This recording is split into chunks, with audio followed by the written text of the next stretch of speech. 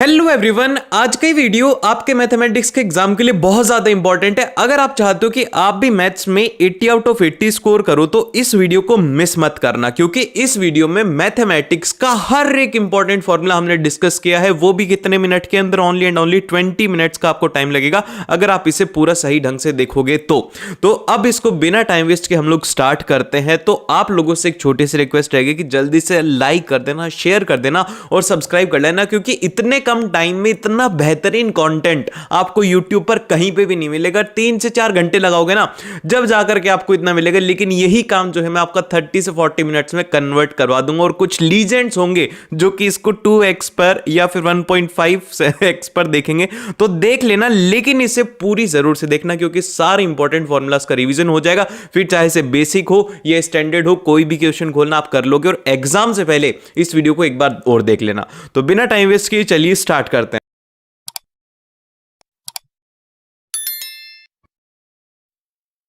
Real number, तो अब देखो रियल नंबर के अंदर जो सबसे पहला फॉर्मूला आता है वो आता है कि HCF into LCM of any two number is equal to product of their number. तो इसके ऊपर बेस्ड एक सीधा सा MCQ क्वेश्चन आ सकता है, तो इसको थोड़ा याद रखना। देन फिर इसके बाद में हमारे पास में नेक्स्ट आता है कि इर्रेशनल नंबर क्या होता है। इर्रेशनल नंबर वो होते हैं जो कि P बाय Q की फॉर्म में रिप्रेजेंट नहीं किए जाते। अब ये कौन से हो सकते हैं? √3 हो गया, पाई हो गया, √7 हो गया, और यहाँ पर एक E भी होता है जो कि एक कांस्टेंट होता है, और यहाँ पर आयोटा होता है जो भी एक कांस्टेंट होता है। तो ये सब जो होते हैं जो कि P बाय Q की फॉर्म में नहीं आते, उनको कहा जाता है इर्रेशनल। लेकिन वहीं पर ही जो नंबर्स हैं जो कि P बाय Q की फॉर्म में रिप्रेजेंट किए जाएंगे, तो वो कौन से होते हैं? वो होते हैं रेशनल नंबर, जैसे कि -2 हो गया। ये पॉजिटिव नेगेटिव हो सकते हैं, और इसके अंदर P एंड Q क्या होते हैं? ये को प्राइम नंबर होते हैं। ठीक है, आपको बस इतना सा सिंपल सा याद रखना है।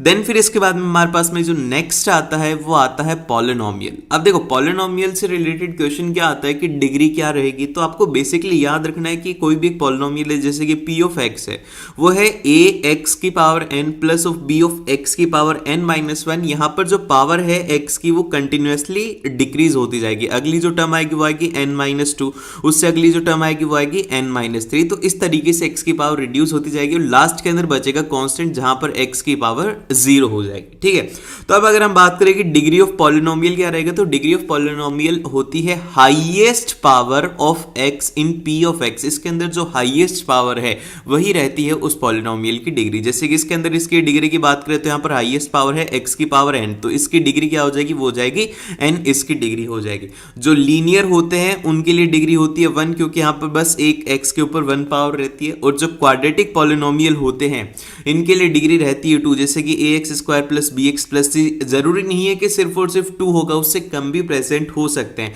और ऐसा भी हो सकता है कि उसके अंदर कांस्टेंट ना भी हो, ये x वाली टर्म भी ना भी हो, तो भी उसकी डिग्री 2 ही रहेगी। और इसी तरीके से क्यूबिक के लिए उसकी डिग्री रहती है 3। देन फिर इसके बाद में जो इसका नेक्स्ट पॉइंट आता है वो आता है जीरो ऑफ पॉलिनोमियल। जीरो क्या होता है? बेसिकली उसका रूट होता है, जिसमें क्या होता है कि एक ऐसी वैल्यू ऑफ x रहती है जिसके लिए कि जो p ऑफ x है वो 0 हो जाएगा। जैसे कि एग्जांपल के तौर पर हमें एक इक्वेशन दी हुई ax² प्लस bx, और यहाँ पे कहा गया है कि जो 2 है वो है इसका रूट। देन क्या होगा? तो आप क्या करेंगे? p ऑफ x आपने सपोज कर लिया कि ax² प्लस bx, जो कि आपको गिवन है, और इसमें कहा गया है कि 2 इस रूट, तो मतलब क्या होगा? p ऑफ 2 क्या हो जाएगा? वो हो जाएगा 0। तो आपको p ऑफ 2 निकालने के लिए क्या करना है कि ये जो p ऑफ x था, इसमें सारी जगह पे जहां पर भी आपको x दिख रहा है वहां पर आपको क्या कर देना है? 2 पुट कर देना। आपने 2 पुट किया और इसको सॉल्व कर देना। ये यहां पर आ जाएगा 4a plus of 2b is equal to 0। ठीक है, इस तरीके से आपको इसे सॉल्व करना है। देन अगर बात करें कि कितने नंबर ऑफ जीरोस हो सकते हैं, तो नंबर ऑफ जीरोस निकालने का एक तरीका होता है कि आप ग्राफ्स को देख करके भी निकाल सकते हो। जैसे कि अगर ग्राफ गिवन है तो उससे देख करके निकाल सकते हो। ये है हमारे पास में एक p ऑफ x का ग्राफ गिवन है, तो इसमें जितने टाइम पर वो x एक्सिस को टच करेगा, तो वहां पर क्या हो रहा है? आप ध्यान से देखो कि x एक्सिस को टच कर रहा है, तो यहां पर y की वैल्यू क्या है? y की वैल्यू है 0। तो y क्या है यहां पर? वो है p ऑफ x, और यहां पर जितनी भी टाइम x को टच कर रहे हैं वहां पर p of of x zero हो रहा है, मतलब क्या है कि ये जो पॉइंट है दोनों, इनके ऊपर y की वैल्यू जीरो है, तो ये क्या हो गए, ये हो गए इसके रूट हो गए। तो आपको याद रखना है कि जितने टाइम एक्स एक्सिस को टच करेगा उतने उसके नंबर ऑफ रूट्स रहेंगे, ठीक है। देन फिर इसके बाद में नेक्स्ट जो नोट है ये बहुत ही ज्यादा इंपॉर्टेंट है कि नंबर ऑफ जीरोस जो हैं उसके लेस देन और equal two degree of polynomial होते हैं। इसका मतलब क्या होता है कि अगर हमारे पॉलिनोमियल की डिग्री क्या है, उसकी डिग्री है 2, ठीक है, उसकी डिग्री है 2, तो उसके नंबर ऑफ रूट की अगर मैं बात करूं, नंबर ऑफ रूट जो रहेंगे हमारे पास में वो रह सकते हैं 2, मैक्सिमम 2 रह सकते हैं, हो सकता है 1 भी और हो सकता है 0 भी हो, लेकिन 2 से ज्यादा नहीं होंगे। ये बात अपने दिमाग में रख लेना। देन फिर इसके बाद में जो हमारे पास में नेक्स्ट पॉलिनोमियल आता है वो आता है क्वाड्रेटिक पॉलिनोमियल। अब क्वाड्रेटिक पॉलिनोमियल की बेसिक जो इक्वेशन है, स्टैंडर्ड फॉर्म रहती है, वो रहती है p of x is equal to a x square plus b x plus constant. यहां पर a 0 नहीं हो सकता, अगर a 0 हो जाएगा, एक बार केस ले लेते हैं कि 0 हो जाएगा, तो ये जो एक्स स्क्वायर वाली टर्म है ये 0 हो जाएगी, plus of b x plus of constant, तो यहां पर क्या हो जाएगा, एक लीनियर फॉर्म में आ जाएगी, लेकिन हमें इसे क्वाड्रेटिक रखना है, इसीलिए a की वैल्यू 0 नहीं हो सकती और बाकी की वैल्यू 0 हो सकती है। और यहां पर जो डिस्क्रिमिनेंट होता है उसको रिप्रेजेंट किया जाता है बी स्क्वायर माइनस 4ac। ये बहुत ही ज्यादा इंपॉर्टेंट है क्योंकि उसके ऊपर बेस्ड सीधा क्वेश्चन आ सकता है, ठीक है। तो आपको इसमें 3 चीजें याद रखनी है। सबसे पहला ये कि अगर d की वैल्यू 0 से बड़ी होगी तो इसका केस ये रहेगा कि इसके पास में 2 डिफरेंट रूट रहेंगे, 2 डिस्टिंक्ट रूट विल एग्जिस्ट, और इसका ग्राफ कुछ इस तरीके से रहने वाला है क्योंकि 2 बार इसको टच कर रहा है तो इसके 2 रूट रहेंगे। देन फिर इसके बाद में अगर d की वैल्यू लेस देन 0 हो जाती है तो इस केस के अंदर क्या होगा कि इस केस के अंदर कोई भी रियल वैल्यू एग्जिस्ट नहीं करने वाली, ये इसका ग्राफ एक्स एक्सिस को कहीं पर भी टच नहीं कर रहा। देन फिर इसके बाद में जिसकी थर्ड वैल्यू आती है वो आती है कि d की वैल्यू अगर क्या हो जाए, वो हो जाए 0, तो इस केस के अंदर क्या होता है कि रियल और इक्वल रूट एग्जिस्ट करते हैं, रियल और इक्वल रूट एग्जिस्ट करते हैं। इस केस के अंदर ये जो पॉइंट है ये बताता है कि यहां पर एक रूट है जिसके लिए कि इसके दोनों के दोनों रूट इक्वल हो जाएंगे। देन फिर इसके बाद में हमारे पास में नेक्स्ट जो आता है वो आता है क्यूबिक पॉलिनोमियल। तो क्यूबिक पॉलिनोमियल क्या है, क्यूबिक पॉलिनोमियल एक बेसिक इक्वेशन है ax cube plus bx square plus cx plus d, और यहाँ पर a 0 नहीं हो सकता। तो इस केस के अंदर क्या होगा कि ये इसका ग्राफ इस तरीके से होता है कि x एक्सिस को कितने टाइम टच करता है, 3 टाइम टच करता है, ठीक है। फर्स्ट रूट नेगेटिव हो सकता है, सेकंड रूट 0 हो सकता है, थर्ड रूट पॉजिटिव हो सकता है। इस तरीके से इसका हमारे पास में रहता है क्यूब का ग्राफ। देन फिर इसके बाद में चलते हैं हम नेक्स्ट की तरफ, जो कि आता है हमारे पास में pair of linear equation in 2 variable. अब देखो इस चैप्टर से क्वेश्चन ये आता है कि आपको कोई भी 2 इक्वेशन दे दी जाएंगी, जैसे कि इक्वेशन गिवन है ax plus b1y plus of c1 is equal to 0 और a2x plus b2y plus of c2 is equal to 0, ठीक है, ये आपको गिवन है। तो आपको करना क्या है, यहाँ पर a b c की वैल्यू अलग अलग निकाल लो एक तरफ करके, और आप ऐसे लिख लेना। फिर इसके बाद में आपको वैल्यूज कंपेयर करनी है कि a1 अपॉन a2 और b1 अपॉन b2 अगर अनइक्वल रहते हैं, उनमें कोई भी रिलेशन नहीं है, तो ऐसे अगर रहेगा तो उसके लिए यूनिक सॉल्यूशन रहेगा, और वो जो लाइन का नेचर है वो रहेगा इंटरसेक्टिंग लाइन। और फिर इसके बाद में आता है कि कोई भी सॉल्यूशन नहीं है, तो इसके लिए क्या होगा कि एक ऐसी कंडीशन है कि a1 upon e2 is equal to b1 upon b2 पर वो c1 अपॉन c2 के बराबर नहीं रहेंगे, तो इस केस के अंदर कोई भी सॉल्यूशन नहीं होगा। और ये जो लाइन होंगी ये होंगी पैरेलल लाइन, और इनका जो नेचर रहेगा वो रहेगा इनकंसिस्टेंट, इनका नेचर रहने वाला है। देन फिर इसके बाद में हम लोग बात करते हैं, वो करते हैं इनफाइनाइटली सॉल्यूशन की, उनके बहुत सारे सॉल्यूशन है, तो वो कौन सी लाइन होती है, उसके लिए आपको करना होता है a1 upon a2 is equal to b1 upon b2 is equal to c1 upon c2। तो ऐसी जो लाइंस होती हैं उनको कहा जाता है कोइंसिडेंट लाइन, जिनके लिए कि इनफाइनाइट सॉल्यूशन होता है। देन फिर अगर आपको वैल्यू ऑफ x निकालनी, जैसे कि ये 2 इक्वेशन है, तो इनमें अगर आपको x की वैल्यू निकालनी है तो इसके लिए 2 तरीके होते हैं। सबसे फर्स्ट तरीका होता है बाय सब्स्टिट्यूशन। इसका मतलब क्या होता है कि ये जो हमारी फर्स्ट इक्वेशन है और ये सेकंड इक्वेशन है, इन दोनों में से किसी में से x की वैल्यू निकालो और इसमें से पुट कर दो, जो भी आसान है उसकी निकाल करके दूसरे में पुट कर दो। तो यहाँ पर दिया हुआ है x plus 2y is equal to 3, तो यहाँ से हम बहुत ही आसानी से कर सकते हैं। 2y को इधर ट्रांसफर किया तो x की वैल्यू होगी x is equal to 3 minus 2y। अब ये जो x की वैल्यू है इसको उठा करके हम फर्स्ट इक्वेशन के अंदर रख सकते हैं, 7 इंटू 3 माइनस 2y और minus of 15y is equal to 2, और एक तरफ y रहेगा और यहां से आपके पास में y की वैल्यू कैलकुलेट कर लेंगे। जब y की वैल्यू आ जाएगी तो उसको इस इक्वेशन के अंदर रख करके x की वैल्यू आ जाएगी। इस तरीके से एक तरीका होता है ये, जिससे कि आप सॉल्व कर सकते हो।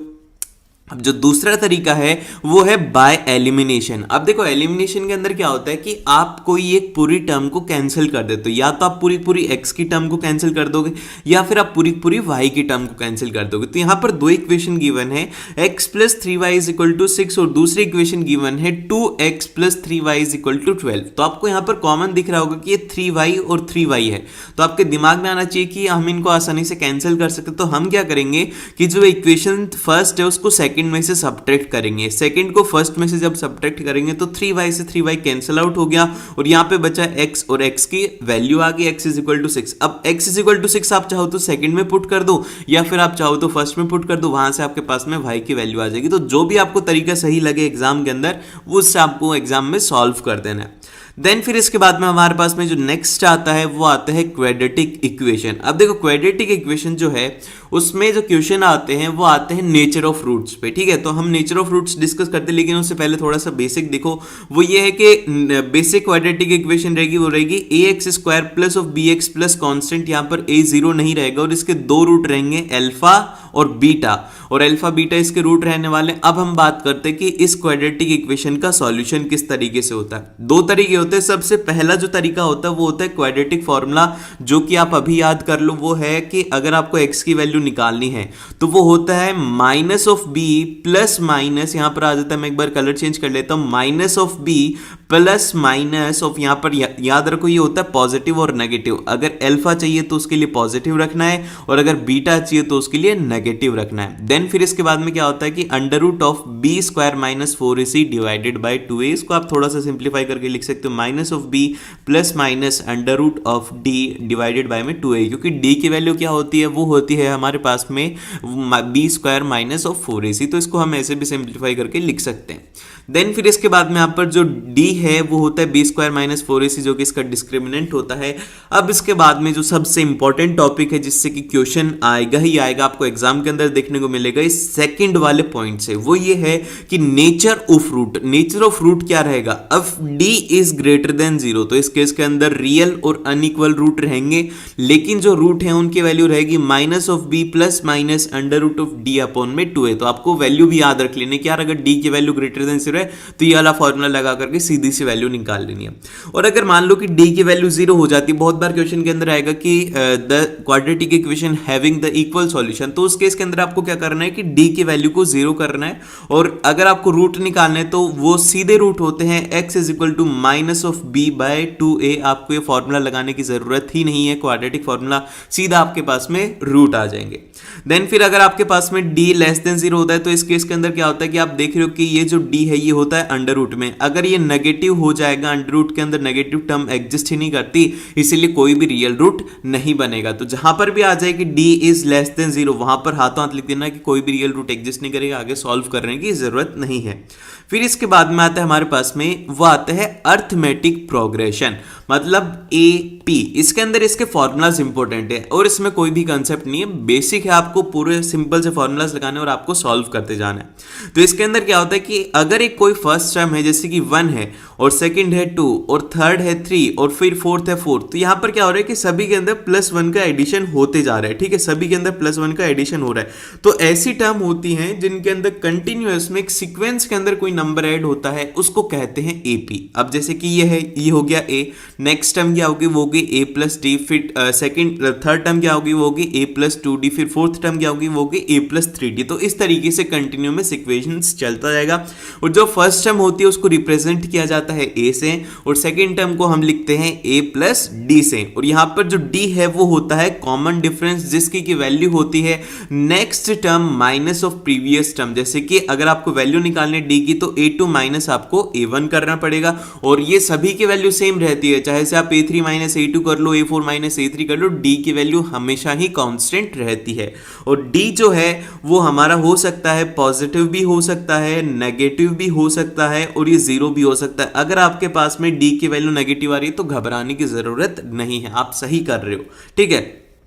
देन फिर इसके बाद में आता है कि अगर आपको कोई भी nth टर्म निकालनी है, जैसे कि फॉर एग्जांपल के लिए 20 टर्म है हमारी एपी के अंदर और आपको 18th टर्म निकालने की 18th टर्म निकालने, तो उसके लिए फॉर्मूला हमने निकाला है वो ये है कि an, मतलब कि अगर आपको a80 निकालना है तो यहाँ पर n की वैल्यू कितनी होगी, वो हो गई 18, ठीक है। वो रहता है a plus of n minus 1 into d, और फिर इसके बाद में आप n की वैल्यू पुट करके आसानी से सॉल्व कर सकते हो। अगर आपको लास्ट टर्म निकालनी है तो उसको रिप्रेजेंट किया जाता है l से, और वो होता है a plus of n minus 1 into D.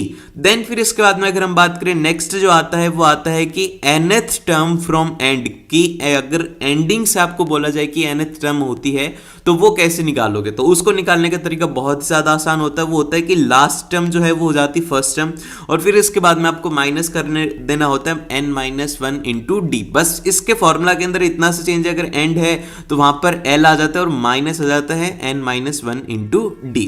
Then फिर अगर हम बात करें कि sum of nth term of AP कितनी, अगर हमारे पास में 10 टर्म है तो उनका सम अगर निकालना है तो उसका फॉर्मूला रहता है Sn is equal to n by 2 into 2a और plus of n minus 1 into d. और यहां पर अगर बात करें an की वैल्यू अगर सिर्फ और सिर्फ आपको निकालनी है, ऐसा कह दिया जाए कि आपको 7th जो टर्म है उनका सम गिवन है, मतलब S7 की वैल्यू गिवन है और उसी के साथ में एक वैल्यू गिवन है S6 की, तो आप यहां से बहुत ही आसानी से an की वैल्यू निकाल सकते हो कि मतलब A7 की वैल्यू निकाल सकते हो अगर आपको ये वैल्यूज गिवन है Sn की और Sn माइनस 1 की, ठीक है। देन फिर इसके बाद में हमारे पास में जो नेक्स्ट चैप्टर आता है वो आता है लाइंस हैं वो 2 डायमेंशन के अंदर, ठीक है। अब इसमें सबसे पहला कंफ्यूजन तो हमें यही हो जाता है कि हॉरिजॉन्टल होती है वो एक्स एक्सिस होती है, तो उसको हम कहते क्या हैं, बहुत सारे बच्चे इसमें कंफ्यूज रहते हैं, एब्सिसा कहते हैं या फिर ऑर्डिनेट कहते हैं।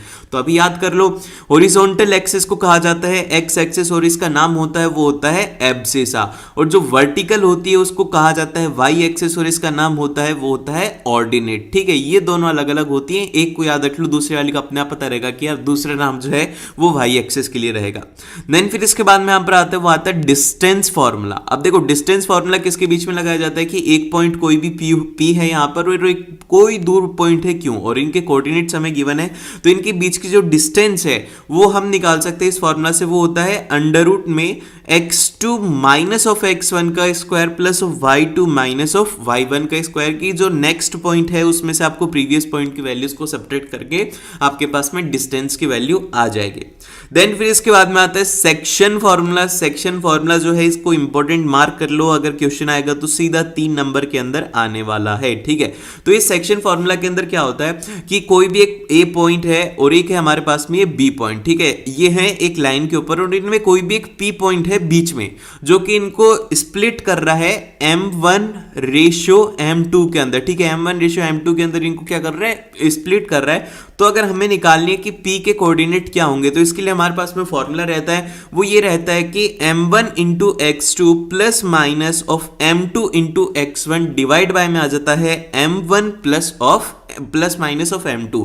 और अगर आपको इंटरनली कह दिया जाए कि इंटरनली बाइसेक्ट कर रहा है तो आपको प्लस लेना है, और अगर कहा जाए कि एक्सटर्नली कर रहा है तो उसके लिए आपको माइनस करना है, ठीक है। बस इसमें इतनी सी बात याद रखो, एक टर्म 1 की रहेगी तो दूसरी वाली जो टर्म है वो रहने वाली है 2 की। अगर m1 है तो उसके साथ में आएगा x2, ठीक है। देन फिर इसके बाद में हमारे पास में आता है वो आता है कि अगर हमें y कोऑर्डिनेट निकालना है तो जिस तरीके से x कोऑर्डिनेट निकाला था उसी तरीके से हम लोग y कोऑर्डिनेट निकालेंगे। तो वो क्या हो जाएगा, वो हो जाएगा m1 into y plus minus of m2 into y1, ठीक है। y2 और y1 को अलग अलग करेंगे, पहले y2 आती है फिर y1 वाली टर्म आती है और नीचे हमें m1 प्लस m2 करना है। और अगर कह दिया जाए कि आपको इसका मिड पॉइंट निकालना है ab का, तो इसके लिए लगाने की जरूरत ही नहीं है, आपको सीधा फॉर्मूला याद होना चाहिए कि x1 प्लस x2 करना है और उसको हाफ कर देना है, y1 प्लस y2 करना है और उसको हाफ कर देना, वहां से हमारे पास में उसके मिड पॉइंट की वैल्यू आ जाएगी, ठीक है।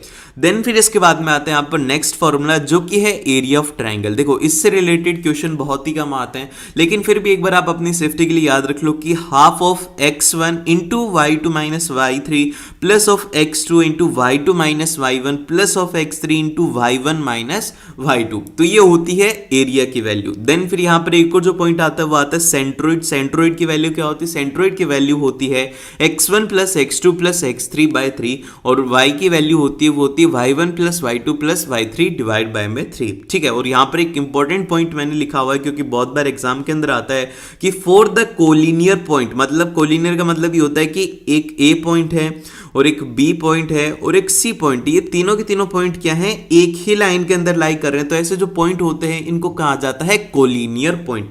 तो इनका जो एरिया ऑफ ट्राइंगल होता है वो होता है 0। तो ऐसे केस के अंदर ये वाला एरिया ऑफ ट्राइंगल काम में आता है। तो इसके लिए आपको ये फॉर्मूला याद रखना है। देन फिर इसके बाद में हमारे पास में जो नेक्स्ट आता है वो आता है ट्राइंगल्स। अब देखो ट्राइंगल्स के अंदर कुछ कुछ प्रॉपर्टीज हैं जो कि आपको याद रखने, सीधा प्रॉपर्टी के ऊपर बेस्ड ही क्वेश्चन आते हैं। तो सबसे फर्स्ट जो आता है कि if two triangles are similar, अगर मान लो कि हमारे ये एल एम एन है और ये जो पी क्यू आर है ये दोनों के दोनों हो जाते हैं सिमिलर, तो क्या क्या कंडीशन होंगे। तो सबसे पहली तो रहेगी कि करस्पॉन्डिंग एंगल्स आर इक्वल, इनके करस्पॉन्डिंग एंगल इक्वल होंगे। Angle L is equal to angle P, angle M is equal to angle Q और angle N is equal to angle R, जो कि मैंने इस फिगर में भी बता रखा है आपको। तो इस तरीके से आपको ये याद रखना कि करस्पॉन्डिंग एंगल इनके बराबर रहेंगे, ठीक है। देन फिर इसके बाद में जो इनके साइड का जो प्रपोर्शन है वो भी सेम रहेगा, जैसे कि एल एम हो गया, पी क्यू हो गया, L M upon P Q is equal to M N upon में क्यू आर और is equal to N L में अपॉन में पी आर। ये आपको पॉइंट जरूर से याद रखने, काफी ज्यादा इंपॉर्टेंट है, इसको अभी नोट डाउन कर लो। इसके बाद में आता है इसका सेकंड पॉइंट। तो देखो ये जो सेकंड पॉइंट है इससे रिलेटेड क्वेश्चन आएगा ही आएगा। या तो आपको कह दिया जाएगा कि ये इसके पैरेलल है तो आपको ये प्रूव करना होगा, और अगर आपको ये दे दिया गया है तो आपको ये प्रूव करना है। बहुत ही ज्यादा इंपॉर्टेंट है ये वाला कंसेप्ट। वो ये है कि if a line divide any two side of a triangle in the same ratio, कि अगर कोई भी एक लाइन है जो कि इसकी साइड है, जैसे कि ये ए बी है और AC है, इनको अगर इक्वल रेशियो के अंदर डिवाइड कर रही है, then the line is parallel to third side. ये है थ्योरम, इसको याद रखो। इसका कहने का मतलब ये है कि if DE is parallel to BC, ये इसके बराबर है, तो ये होगा कि AD ये वाली टर्म है और ये हो जाएगा DB, ये क्या है, इनका रेशियो बराबर रहेगा AE अपॉन में EC के। ये आपको जरूर से याद रखना है, ठीक है। बहुत ही ज्यादा इंपॉर्टेंट है क्योंकि बहुत बार ऐसे क्वेश्चन आ जाता है एग्जाम में। देन फिर इसके बाद में आता है हमारे पास में वो आते हैं सर्कल्स। अब देखो सर्कल से रिलेटेड आपको एक तो पॉइंट ये याद रखना है कि एक पॉइंट है अगर P, तो इसके ऊपर सिर्फ और सिर्फ एक टेंजेंट ही बनने वाली है। एक पॉइंट के ऊपर सिर्फ और सिर्फ एक टेंजेंट ही एग्जिस्ट करेगी, ठीक है।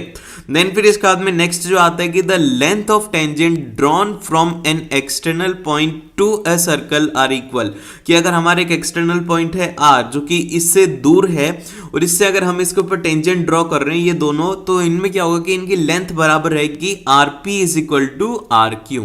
देन फिर इसके बाद में इसका नेक्स्ट पॉइंट आता है कि there are only two tangent that can be drawn from a point outside the circle. अगर एक पॉइंट P है, इससे दो टेंजेंट ड्रॉ कर रहे हैं तो आप बस दो ही टेंजेंट ड्रॉ कर सकते हो, T1 और T2 पॉइंट के ऊपर, इससे ज्यादा ड्रॉ नहीं होती है। और अगर ये T1 पॉइंट होता तो इसके ऊपर सिर्फ और सिर्फ एक ही टेंजेंट एग्जिस्ट करती है। इतना आसान है, आपको इतना अच्छे तरीके से मैंने रिवीजन कराया। तो इसी बात के ऊपर मेक श्योर कि आप इस वीडियो को लाइक करो और अपने दोस्तों के साथ में इसे जरूर से शेयर कर देना, ताकि मेरे को भी खुशी मिलेगी और आपके फ्रेंड का भी हेल्प हो जाएगी।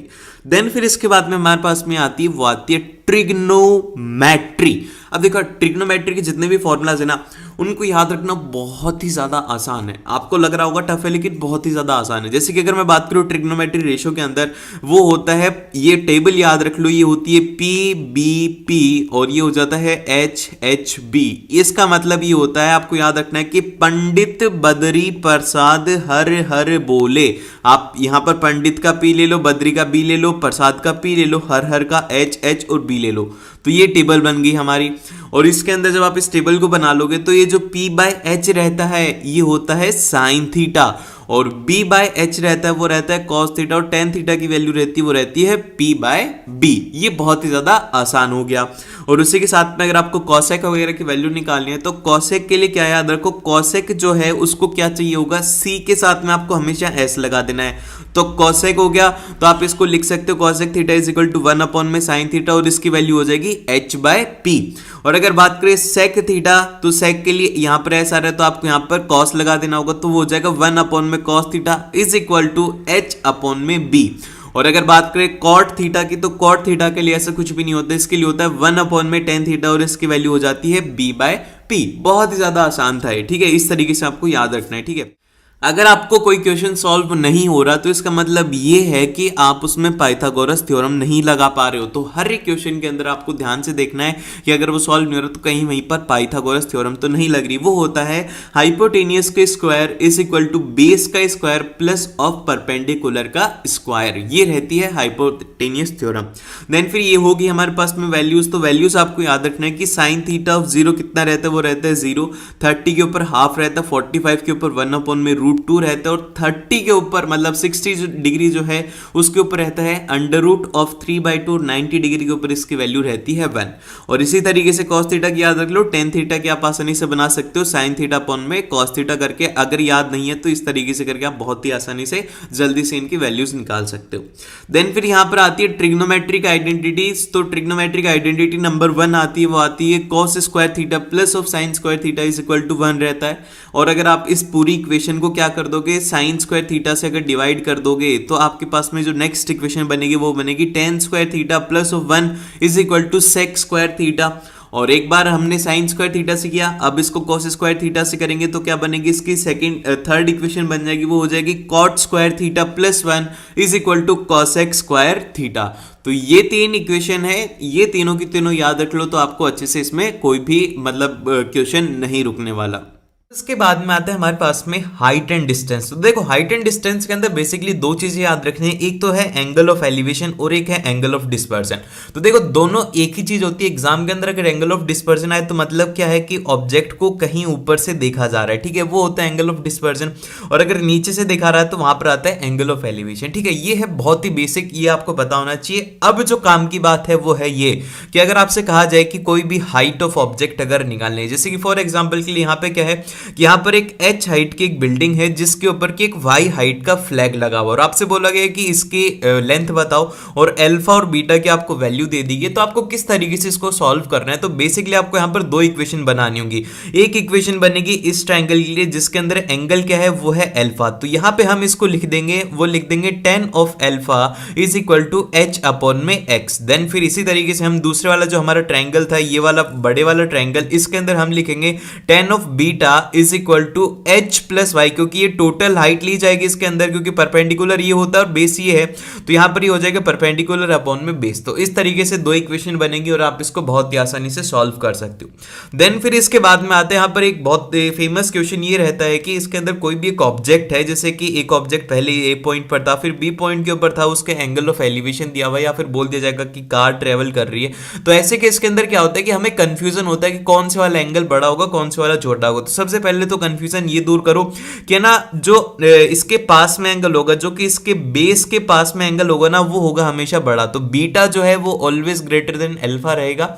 और फिर आपको अब इक्वेशन किस तरीके से बनानी है, आपको सबसे पहले तो बनाना होगा कि ये जो ओवरऑल बड़े वाला ट्रायंगल है जिसके अंदर की जो एंगल है अल्फा, तो आप यहां पर लिखेंगे tan of alpha is equal to हो जाएगा h अपॉन में x प्लस 10, क्योंकि टोटल बेस इसके अंदर वेरिएबल है। और वहीं पर अगर बात करें बीटा के अंदर, तो बीटा के अंदर आपको बेस की कोई भी वैल्यू दी हुई रहेगी, वो रहेगी यहाँ पर tan of beta is equal to h upon में यहाँ पर 10 आएगा, x नहीं आएगा, यहाँ पे 10 आएगा, इसको करेक्ट कर लेना, ठीक है।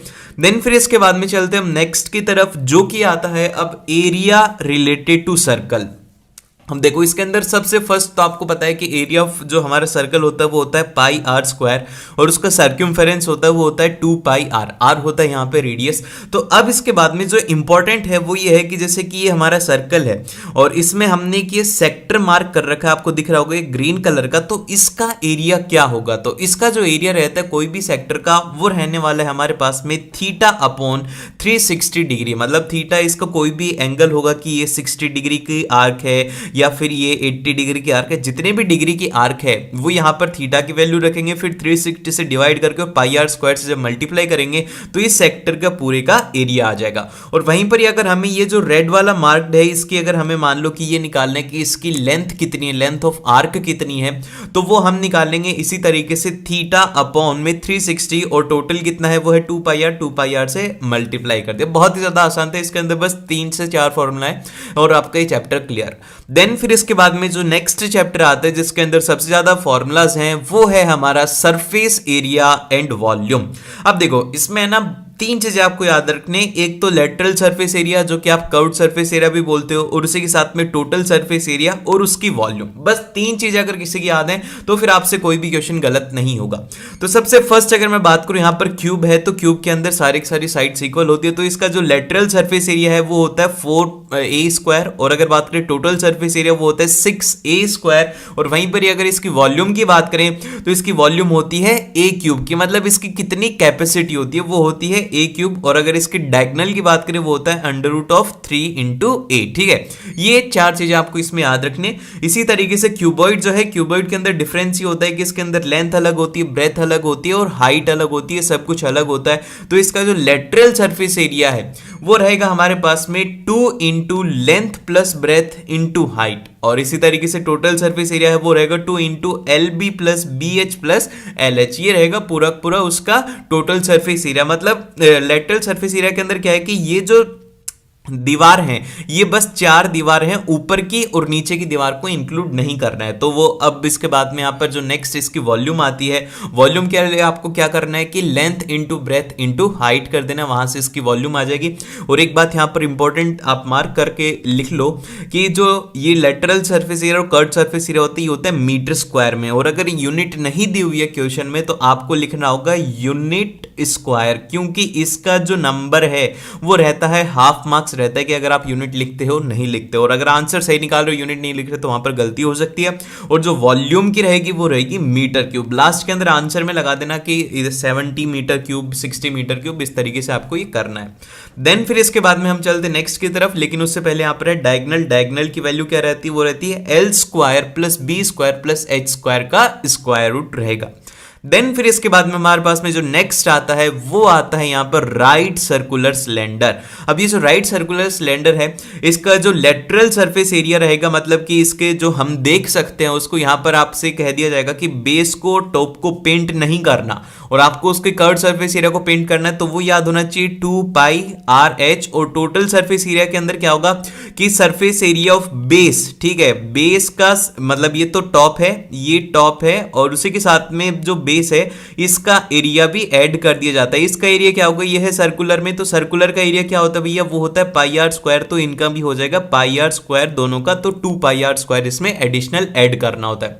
तो ओवरऑल जो टोटल सरफेस एरिया बनेगा वो बनेगा 2πr × h + r। ठीक है, ये आपको याद रखना। देखो ये जो फॉर्मूलाज हैं इनके ऊपर ही बेस्ड डायरेक्ट क्वेश्चन आते हैं, और अगर फॉर्मूलाज याद नहीं है तो गलती होने के चांसेस बहुत ज्यादा होते हैं। फिर इसके बाद में अगर वॉल्यूम की बात करें तो वॉल्यूम होती है वो होती है πr²h। ठीक है, इसके अंदर कोई भी एडिशनल टर्म नहीं है। फिर इसके बाद में आता है होलो सिलेंडर। अब होलो सिलेंडर क्या होता है कि जिसके अंदर की खालीपन होता है, जैसे कि ये है, इसके अंदर ये वाला जो एरिया है, इनर सरफेस, ये जो पूरा पूरा मैं मार्क कर रहा हूं, ये वाला सरफेस है, ये पूरा का पूरा इसमें खाली रहता है, बस इसके अंदर यहां से लेकर के यहां तक इसमें मटेरियल रहता है। तो इसका जो हम अगर लेटरल सरफेस एरिया की बात करें तो वो रहता है हमारे पास में 2πh × r + r, क्योंकि टोटल रेडियस है हमें यहां पर लेनी होगी तो वो हो जाएगी r + r। देन फिर टोटल सरफेस एरिया की अगर बात करें तो वो हो जाता है 2πr r + r इंटू, यहां पर देखो h + ऑफ r - r रहता है। ठीक है, देन फिर यहां पर वॉल्यूम है, वॉल्यूम का नया फॉर्मूला है वो ये है πh × capital R² - of small r²। Then फिर यहां पर हमारे पास में आता है वो आता है स्फीयर। स्फीयर मतलब क्या होता है, बॉल।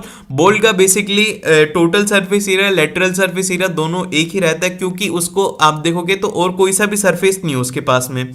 ऐसा नहीं है कि जिसके ऊपर की पेंट किया जाए तो उसमें से कुछ इंक्लूड। एक बॉल के अंदर क्या होता है, बस टोटल सरफेस एरिया और कर्व्ड सरफेस एरिया सेम रहता है, जो कि होता है 4πr², और इसकी जो वॉल्यूम होती है वो होती है हमारे पास में 4/3πr³।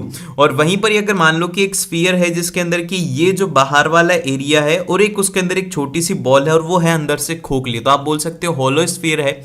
होलो स्फीयर का जो टोटल सरफेस एरिया होता है वो होता है हमारे पास में 4πr², क्योंकि जो टोटल हमें दिखेगा वो तो एक्सटर्नल रेडियस वाला ही तो दिखेगा, इसलिए ये आ गया। और अगर वॉल्यूम की बात करें तो वो हो जाता है 4/3 capital R³ - of small r³। Then फिर इसके बाद में हमारे पास में आता है वो आता है हेमिस्फीयर।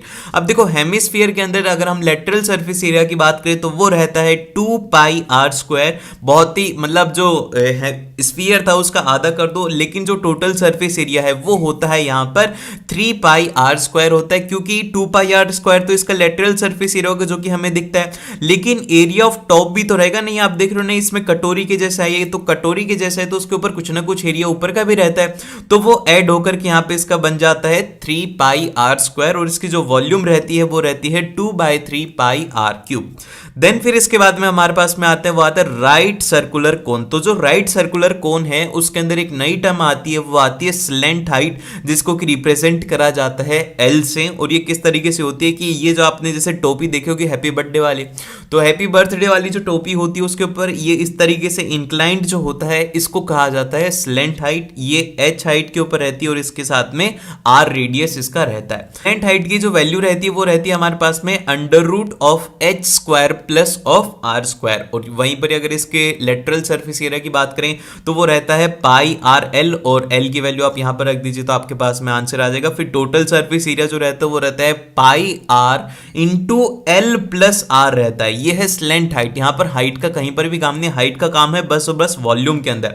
तो वॉल्यूम के अंदर इसकी जो हाइट रहती है वो रहती है 1/3πr²h, वहां पर आता है इसमें हाइट का काम, और सारी जगह पर क्या है वो है स्लेंट हाइट। देन फिर इसके बाद में हमारे पास में आते हैं वो आते हैं स्टैटिस्टिक्स। अब देखो स्टैटिस्टिक्स के अंदर तीन चीजें इंपॉर्टेंट है, एक है मीन और दूसरा है मीडियन और तीसरा है मोड। ठीक है, ये तीनों की तीनों इंपॉर्टेंट है, इनके फॉर्मूलाज काफी ज्यादा इंपॉर्टेंट है। तो मीन जो है इसके अंदर एक तो है डायरेक्ट मेथड, जिसके अंदर कि आपको है ना सिंपल सा वैल्यूज निकालनी है। xi आपको जैसे कि गिवन होगा fi निकालना है, फिर उसके बाद में उसी से xi fi निकालना है और उसको आपको ऐड करके उसको सॉल्व करना। तो आपको करना क्या होगा, बेसिकली सभी को ऐड करो, xi fi को डिवाइड बाय कर दो fi से, तो आपके पास में उसका आंसर आ जाएगा। इसी का ही एक दूसरा मेथड होता है जो कि होता है एज्यूम्ड मीन। ये थोड़ा शॉर्टकट कहा जाता है इसको, ये शॉर्टकट है उसको निकालने का। तो बेसिकली करना क्या कि अगर आपको मीन निकालना है तो सबसे पहले आपको एज्यूम्ड मीन निकालना होगा और उसके साथ में आपको ऐड कर देना है DIFI divided by summation of FI, मतलब कि जो भी फ्रीक्वेंसी उसका समेशन, और यहां पर जो DI है वो रहता है XI माइनस ऑफ A, जो कि एक एज्यूम्ड मीन रहेगा। देन फिर इसके बाद में मीडियन का जो फॉर्मूला है वो रहता है यहाँ पर L, जो कि लोअर लिमिट रहती है क्लास की, और उसी के साथ में N जो है वो रहता है यहाँ पर समेशन ऑफ फ्रीक्वेंसी, जितनी भी फ्रीक्वेंसी उन सभी का सम, और यहाँ पर माइनस ऑफ CF क्या है, ये है क्यूमुलेटिव फ्रीक्वेंसी, और डिवाइडेड बाय में यहाँ पर आ जाता है F, और इनटू यहाँ पर H जो कि है यहाँ पर हायर लिमिट। और फिर इसी तरीके से हम अगर बात करें मोड की, तो मोड के अंदर क्या हो रहा है, वो हो रहा है L plus of F1 minus F0 divided by 2F1 minus F0 minus F2 into H। तो ये फॉर्मूला है, इनको याद रखो, वैल्यूज पुट करो, सीधा आंसर आएगा। और 2-3 क्वेश्चन इनके प्रैक्टिस करके जाना, सारे सही होंगे। और लास्ट जो फॉर्मूला है वो है इसका कि 3 median is equal to mode plus of 2 times of mean. ये जो फॉर्मूला है इसके ऊपर सीधा क्वेश्चन आएगा, आपको कह दिया जाएगा कि मीडियन की वैल्यू 10 है, मोड की वैल्यू 5 है, तो आप ये बताओ कि मीन की वैल्यू क्या रहेगी। तो इस तरीके के क्वेश्चन के लिए थोड़ा प्रिपेयर रहो, ये वाला अच्छे से याद रख लो। देन फिर इसके बाद में जो लास्ट चैप्टर आता है हमारा वो आता है प्रोबेबिलिटी। तो अब देखो प्रोबेबिलिटी जो है वो है यहाँ पर प्रोबेबिलिटी ऑफ एनी इवेंट जो है वो रहता है नंबर ऑफ फेवरेबल आउटकम की, कितने हमारे फेवर में है, डिवाइडेड बाय में हमारे पास में रहता है कि टोटल नंबर ऑफ आउटकम कितना, मतलब कितनी पॉसिबिलिटी उसकी है। और अगर हम बात करें यहाँ पर probability of happening an event, जो कि PE डिनोट करता है, ये जैसे कि इवेंट क्या होते हैं, इवेंट ये होता है कि आपने कॉइन को टॉस कर रहे हो, आप डाइस को रोल कर रहे हो, तो ये सब क्या होते हैं, ये होते हैं इवेंट। और जैसे कि आपने जैसे कि कॉइन को टॉस करा, तो जब आप कॉइन को टॉस करोगे तो 2 सिचुएशन हो सकती है कि आपको हेड मिल जाए और आपको टेल मिल जाए। अगर आपको हेड मिलेगा तो आपका मतलब ये आ गया कि आपको हेड चाहिए, तो आपके लिए हेड ही तो होगा ना फेवरेबल, तो हेड हो जाएगा आपके लिए फेवरेबल। टोटल कितना हो जाएगा, वो हो जाएगा 2, तो ये आ जाएगी आपकी प्रोबेबिलिटी। और इसी तरीके से डाइस के अंदर बात करें तो डाइस के अंदर 6 चीजें आ सकती है, 1 से लेकर के 6 तक। तो यहां पर टोटल नंबर ऑफ आउटकम हो जाएंगे, वो हो जाएंगे 6। और यहां पर अगर बात करें फेवरेबल कितना है, जैसे कि आपको बोल दो कि भैया मेरे को 3 नंबर चाहिए, तो आपका 3 नंबर कितनी बार आ सकता है, वो आ सकता है 1 बार, और 1/6 हो गई इसकी प्रोबेबिलिटी। लेकिन अगर वहीं पर ही 2 डाइस को रोल कर देते हैं एक साथ, तो यहां पर बहुत सारे कॉम्बिनेशन बनेंगे, 1-1 का, 1-2 का, 1-3 का, फिर इसके बाद में बन जाएगा 2-1 का, 2-2 का, ऐसे करके लास्ट में 36 कॉम्बिनेशन बनते हैं। और ऐसा क्वेश्चन आता है कि ऐसी पॉसिबिलिटी निकालो कि उनके अंदर उनका सम 10 हो, तो आपको सभी प्रोबेबिलिटी निकालनी है, फेवरेबल निकालने, डिवाइड बाय में ये करके आपको सॉल्व कर देना है। और हमेशा याद रखना कि जो प्रोबेबिलिटी है वो ग्रेटर देन 0 या फिर इक्वल टू 0 हो सकती है और 1 से बड़ी नहीं हो सकती। ये हमेशा बात याद रखना कि प्रोबेबिलिटी 1 से ज्यादा नहीं हो सकती, 1 हो सकती है पर 1 से ज्यादा नहीं हो सकती। अगर आपने इस वीडियो को यहां तक देखा है तो मतलब आपका कंप्लीट रिवीजन हो चुका है। तो कमेंट सेक्शन में जरूर से लिखना द एंड, क्योंकि यहां तक लास्ट तक बहुत ही कम स्टूडेंट आते हैं। जो आते हैं वो मतलब बहुत ही अच्छे तरीके से उनकी प्रिपरेशन हो चुकी है। And all the very best for your exam, और मिलते हैं आप लोगों को नेक्स्ट वीडियो में। मेक श्योर कि आप इस वीडियो को लाइक करो और शेयर करो और सब्सक्राइब कर लेना ऐसी ही और वीडियोस के लिए।